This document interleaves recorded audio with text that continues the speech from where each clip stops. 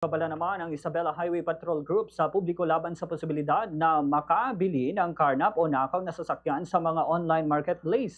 Sa panayam ng Bombo Radyo Kawain kay Police Major Renoli Bagaya, Provincial Officer ng Highway Patrol Group Isabela, hinimok nito ang mga naghahanap ng second-hand sasakyan online na maging maingat, partikular sa mga transaksyon isinasagawa sa social media. Ayon kay Police Major Bagaya, huwag agad na magtiwala sa mga sasakyang ibinibenta online, lalo na kung hindi pa nasusuri ang mga dokumento nito.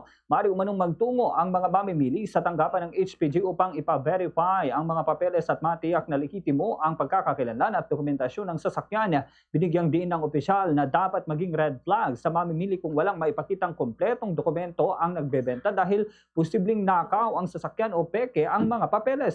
Nagbabala rin ang opisyal laban sa mga sasakyang may open deed of sale sa dokumento at hinihikayat ang mga mamimili na tiyaking maayos at kumpleto ang mga dokumentasyon ng bentahan upang maiwasan ang problema sa legalidad ng transaksyon.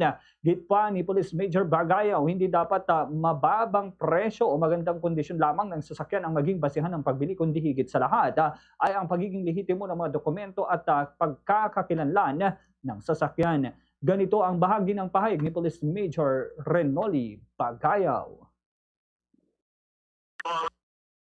Social itong Facebook natin or sinasabi namin marketplace. Okay. So meron pa tayong marketplace ng mga sasakyan na pinupost sa mga Facebook.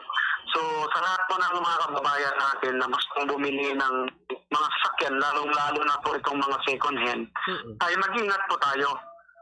So una po dyan, para po masigurado natin na walang problema or hindi karnap yung mga sasakyan, mas maganda kung dumulog po sila dito sa opisina natin. Okay. At ipa-verify yung mga papeles na pinapost doon sa social media.